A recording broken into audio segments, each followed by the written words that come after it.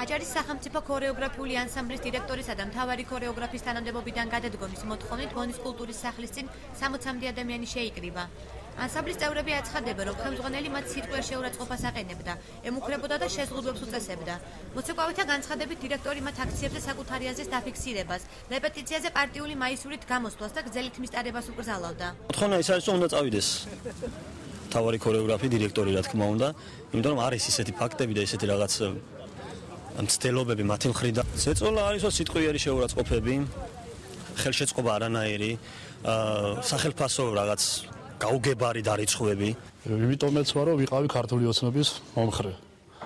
და ეს პრობლემა როცა შემექმნა, მას მერე ცოტა თავი შევიკავე იმის გამო, რომ პრობლემა არ შემქნოდა. სოლიდარობას ვუცხადებდით პატიმრებს, მაგრამ დირექტორმა აგვიკრძალა აჭარის სახელმწიფო ანსამბლის სახელით არ გახვიდეთო.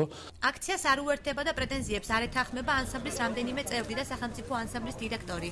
ამირამ პაიჭაძე აცხადებს, რომ მოცეკვავებს მხოლოდ აქციაზე ანსამბლის სახელით გამოსვლა უკრძალა. შეეხება მაისურებსაც, შეეხება აქციაზე გასვლას არის კატეგორია, ნაწილი თანამშრომლების, რომლებსაც შეუძლიათ დაგიდასტურონ ის თქვენ თუ მოიკითხავთ მოძებნით, რომ არავითარი შეზღუდვა იმათ არ ქონდათ, ეს მე ვამბობ, რომ ეს არის მოგონილი ბრალდება, მე მხოლოდ ერთ რაღაცას ვადასტურებ, რაც შეეხება აი ერთიანად სახელმწიფო ანსამბლის სახელის რაღაც მონაწილეობას.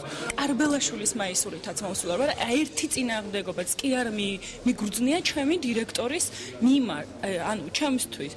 მე პირადად გამოვთქვი ის სურვილი, რომ სადაც ციხის ამბები მოვისმინე, იქმე უნდა ვიდგე მეთქი და ადგა კრებაზე იყო ეს ყველაფერი. ადგა დირექტორი და ესე თქვა, ლელა, სადაც გინდა იქ წადი, იქ დააფიქსირა შენი სახელით. კონფლიქტის დეტალების გარკვევის პროცესში ჩართული აჭარის განათლების სამინისტროც. სამინისტროს წარმომადგენლები აცხადებენ, რომ ისინი სიღრმისეულად გაეცნობიან ორივე მხარის პრეტენზიებს.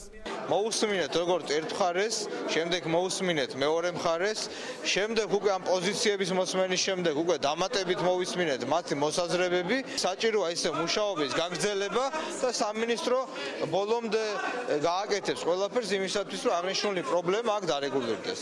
აჭარის სახელმწიფო ქორეოგრაფიულ ანსამბლს ამირამ პაიჭაძე ერთი წელია ხელმძღვანელობს.